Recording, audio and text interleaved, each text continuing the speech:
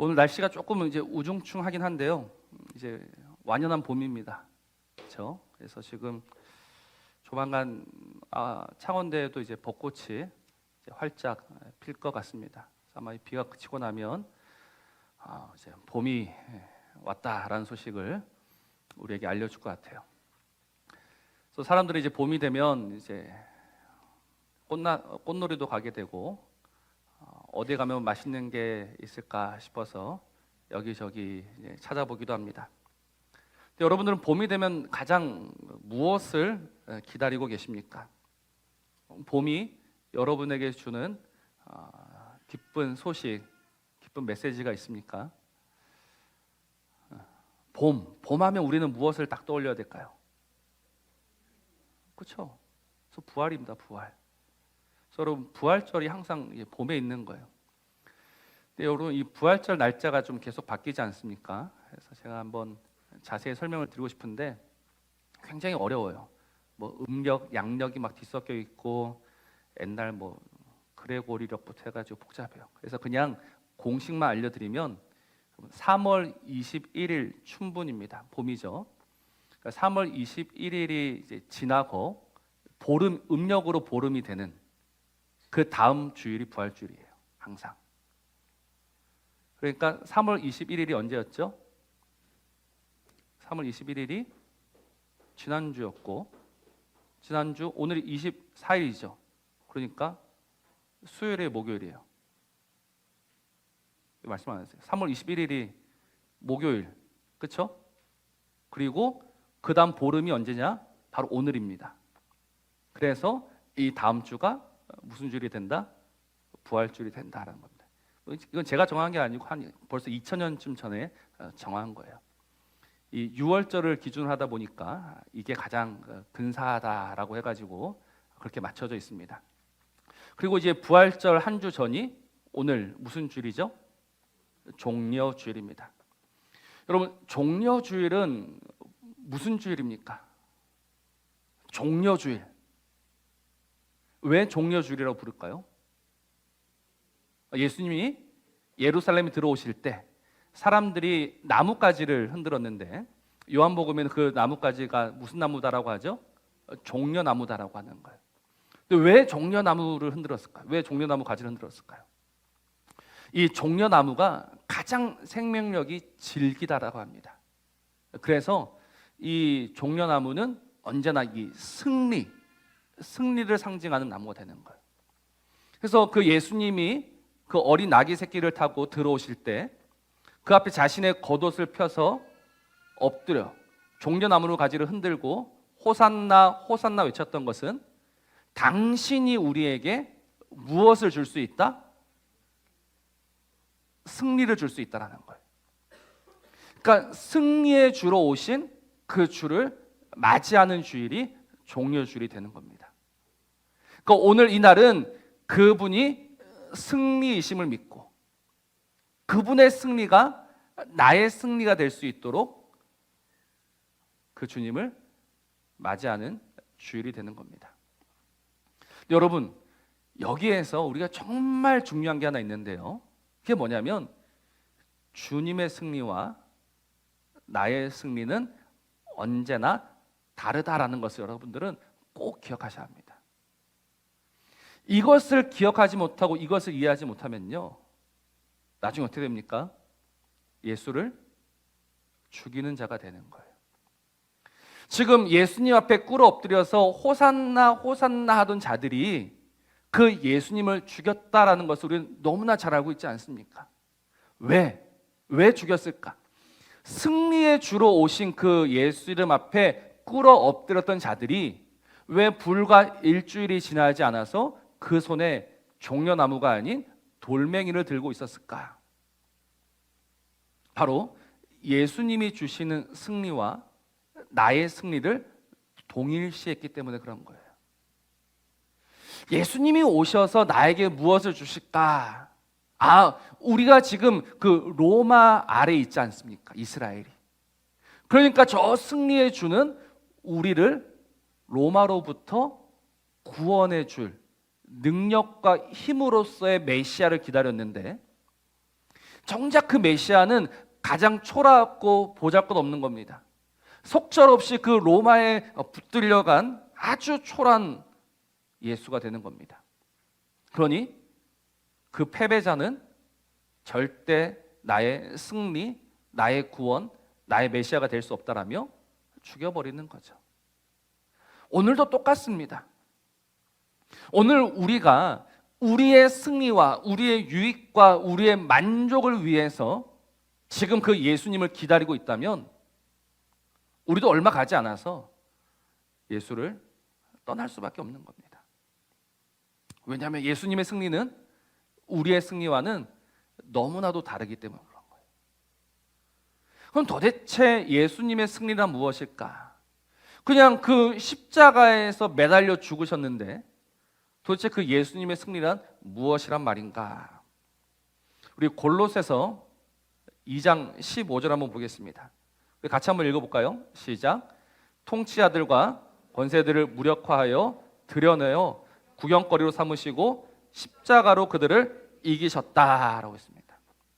주님이 무엇으로 이기셨습니까? 십자가로 이기시는 거예요. 여러분, 이게 정말 승리의 역설입니다. 십자가는요, 누가 보더라도 실패고 저주고 죽음이며 끔찍한 것입니다. 우리는 십자가는 절대 승리가 될 수 없다라고 굳게 믿고 있는 사람들이에요.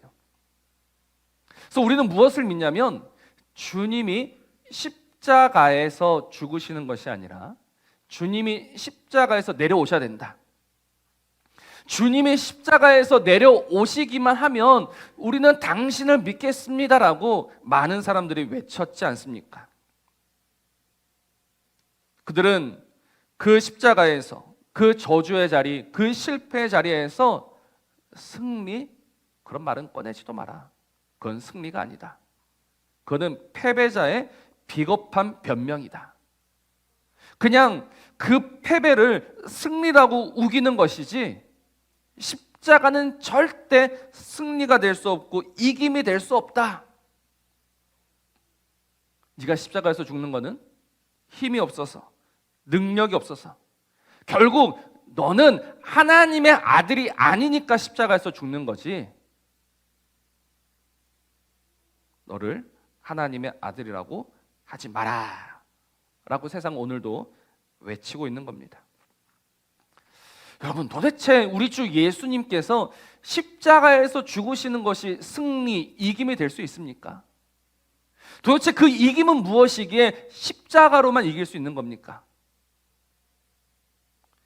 예수님께서 잡히시던 그 저녁에 이제 그 옆에 제자들이 이제 둘러싸고 있습니다. 그 제자들은 그 주님과 함께 죽을 각오도 되어 있습니다.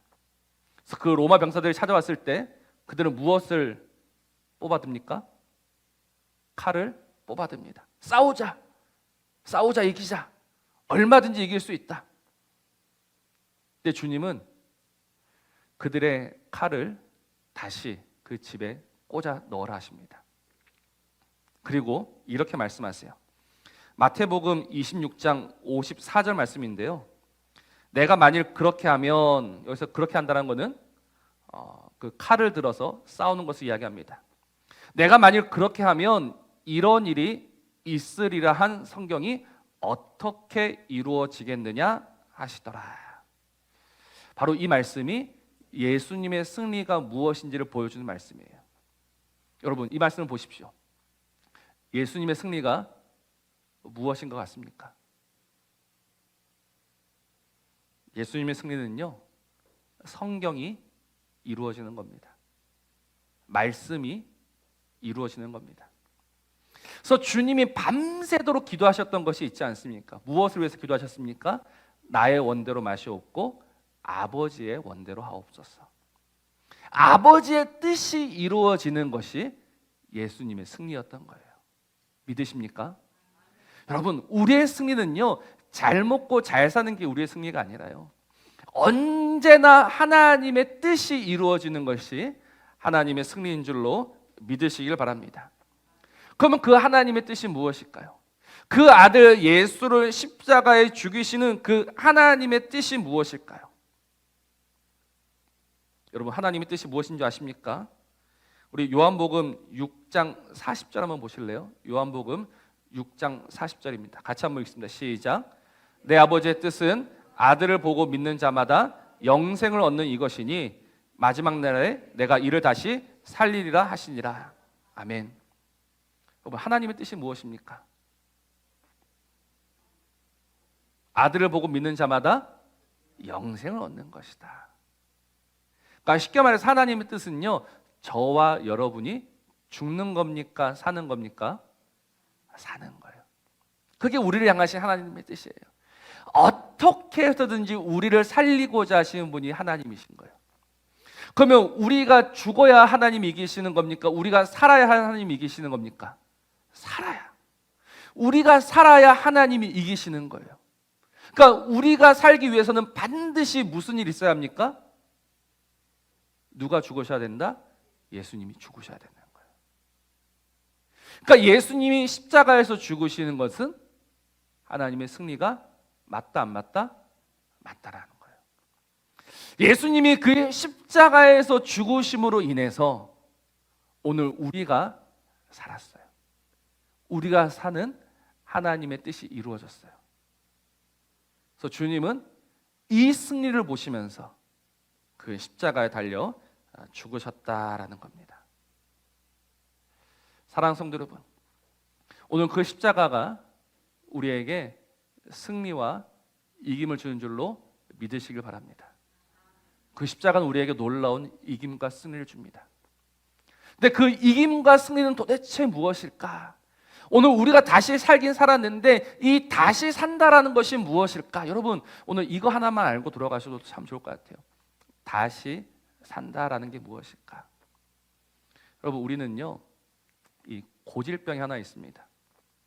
그 고질병이 무엇이냐면 우리 마음에 하나님 두기를 싫어하는 거예요. 그래서 로마서 1장 말씀을 보아도 우리는 마음에 하나님 두기를 싫어하는 사람들이에요. 우리는 본능적으로 하나님을 거부하는 자들이에요. 절대 하나님하고 함께 할 수 없는 자들이에요. 그런데 이 하나님을 거부해서 여전히 사망과 저주 아래 매여 있는 자들이 어떻게 그 하나님의 생명에 들어갈 수 있을까? 방법 하나밖에 없습니다. 예수의 십자가. 그 예수의 십자가는 무엇이냐? 우리 갈라디아서 2장 20절 말씀. 내가 그리스도와 함께 십자가에 못 박혔나니 그런즉 이제는 내가 산 것이 아니요 오직 내 안에 그리스도께서 사시는 것이라. 그 십자가가 나를 죽이고 그 십자가가 나를 죽임으로 말미암아 내 안에 그의 생명을 주시는 거예요. 그래서 내 안에 그의 생명이 거한다라는 것은 무엇이냐면 고린도후서 5장 17절 말씀 보면 그런즉 누구든지 그리스도 안에 있으면 새로운 피조물이라. 이전 것은 지나갔으니 보라 새 것이 되었도다라고 하시는 거예요. 그러니까 하나님이 하나님 두기를 싫어하는 우리를 살리고자 하시는데 다시금 그 하나님이 우리 안에 거하기 위해서 우리를 죽이시고 예수의 생명으로 살리셔서 우리를 새롭게 하시는 것. 그래서 저와 여러분들은 누가 뭐라 하더라도 새로운 피조물이 된 겁니다. 믿으십니까? 그러면 이 새로운 피조물들의 특징이 하나 있어요. 그 새로운 피조물의 특징은요, 끌림에 있습니다. 소원에 있습니다. 내가 정말 우리 주 예수 안에서 새로운 피조물이 되었다면 무엇으로 확인할 수 있을까? 끌림이에요, 끌림. 우리 안에 성령님이 부어주시는 그 거룩한 소원이, 거룩한 욕구가 충만한가? 아니면 여전히 세상이 주는 그 아무것도 아닌 것에 끌리고 있는가? 오늘 이것을 우리는 보아야 하는 거예요. 로마서 12장 2절 말씀을 보니까 이렇게 말씀합니다. 너희는 이 세대를 본받지 말고 오직 마음을 새롭게 함으로 변화를 받아 하나님의 선하시고 기뻐하시고 온전하신 뜻이 무엇인지 분별하도록 하라. 제가 방금 말씀을 드렸어요. 하나님의 선하시고 기뻐하시고 온전하신 뜻이 무엇이다? 저와 여러분이 사는 거. 그러니까 변화받은 사람들은요, 하나님이 주신 이 생명, 정말 이 생명으로 변화를 받아서 어떻게 하면 내가 정말 이 거룩한 소원을 가지고 살아갈 수 있을까? 이 거룩한 소원이 넘쳐나는 거예요. 그래서 이 거룩한 소원이 넘쳐나는 가운데 무엇이 우리한테 충돌하게 된다? 여전히 옛 사람의 그 더러운 욕망들. 이게 부딪히니까 뭐 하게 됩니까? 사도 바울이 절망하게 되는 거예요. 오라 나는 곤고한 사람이로다. 이 사망의 몸에서 누가 나를 건져내랴. 첫 번째 포인트는 바로 여기 있겠죠. 오늘 우리에게 이 절망이 있는가? 오늘 우리가 예수님을 믿는데, 오늘 우리가 예수님을 사랑하는데, 오늘 우리 안에 새 생명이 있는데, 오늘도 무너지고 쓰러지고 속절없이 쓰러지는 내 모습을 보면서, 여러분 지난 한 주간 어떤 절망이 있으셨습니까? 어떤 눈물이 있으셨습니까? 오늘도 그 하나님에게 이끌려 가야 하는 것이 맞는데, 그래서 내 안에 이 새 생명이 있음이 분명해져야 되는데, 오늘도 그 세상이 주는 것에 나도 모르게 끌려가고 있는 내 모습을 보면서 여러분 얼마나 아파하셨습니까? 얼마나 우셨습니까? 얼마나 좌절하셨습니까? 그러니까 우리 안에 있는 이 생명이 도대체 있다라면 이 오호라 나는 곤고한 사람이로다라는 탄식이 나올 수밖에 없는데, 어느새 우리에게는 이 탄식이 없는 거예요. 여러분, 이 탄식 없음이 무서운 겁니다. 이 탄식 없음이 나의 생명 없음을 보여주기 때문에. 그래 그냥 살면 되는 거지. 그렇지 않아요. 하나님의 생명을 가진 사람은요, 언제나 이 옛사람 거짓 생명이 주는 그 더러운 욕심 때문에 울어야 되는 겁니다. 탄식해야 되는 겁니다. 근데 여전히 그 세상의 뒷공무니를 쫓아가고 있으면서 나는 하나님의 생명을 가졌다, 얼토당토하는 이야기입니다. 여러분 분명히 하십시오. 그냥 적당히 믿는 게 아닙니다. 하나님이 우리 안에 이루신, 하나님이 우리 안에 완성하신 그 새로운 창조는요, 완전한 일입니다.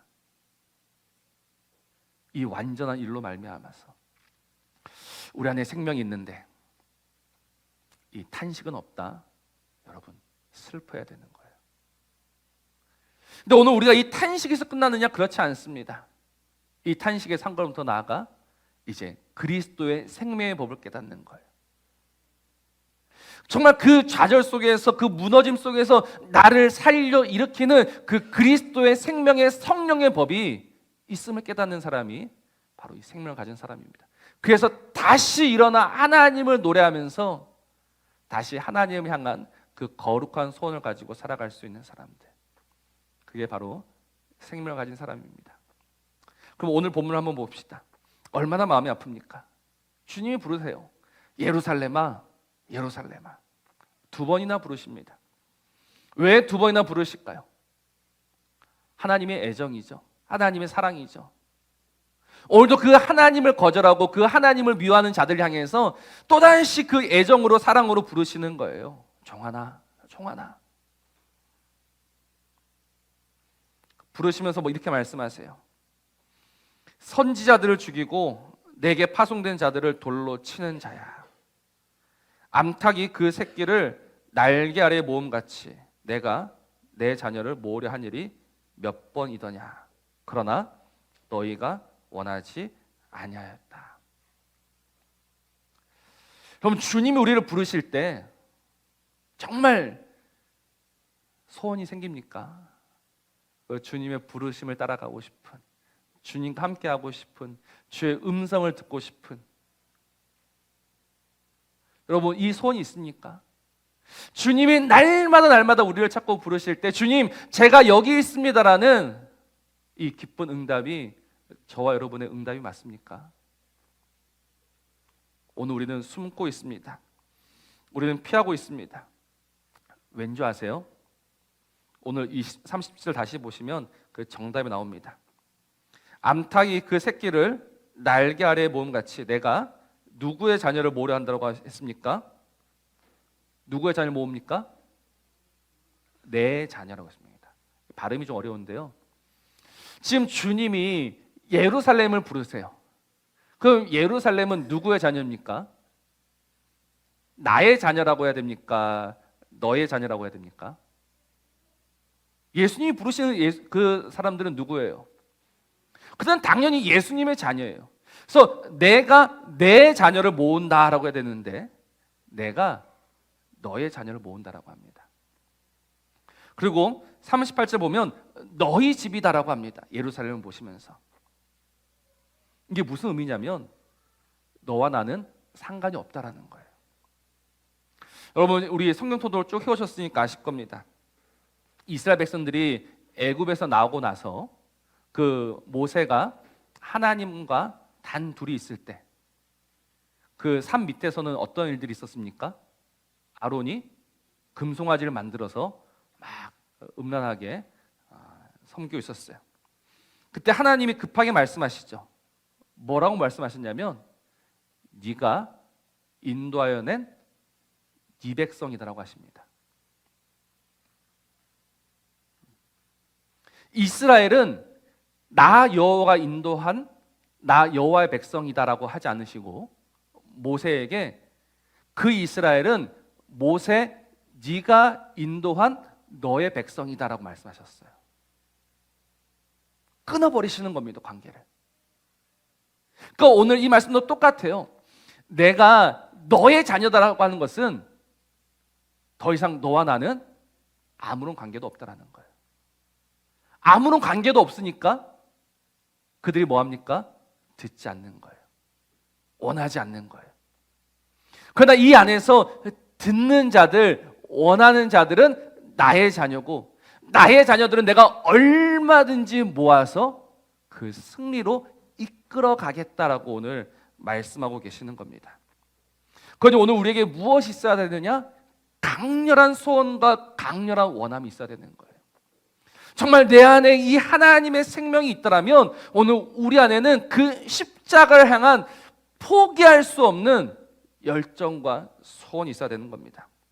여러분 찬송가 150장 2절 말씀, 멸시 천대받은 주의 십자가에 나의 마음이 끌리도다라고 했습니다. 이겁니다, 이거. 오늘 우리 삶의 방향이 그 멸시 천대받은 주의 십자가에 나도 모르게 끌려가는 거예요. 나도 모르게. 그 나도 모르게 끌려가는 사람이 오늘 종려주일 승리의 메시아로 오신 그분이 누구인지를 아는 사람이고 그 주님의 승리에 참여할 수 있는 사람입니다. 여전히 내가 무엇을 먹을까, 무엇을 입을까 여기에만 몰두해 있는 사람이 그 승리의 메시아를 영접한 사람이 아니라 그 초라하고 볼품없는 그 십자가가 나의 생명인 줄로 알고 거기에 그 나도 모르게 끌려가는 사람, 그들이 생명 있는 자고 하나님의 자녀고 주님이 그들을 그 날개 아래 불러 모아주시는 겁니다. 여러분 아무나 다 그 날개 아래 들어가는 것이 아닙니다.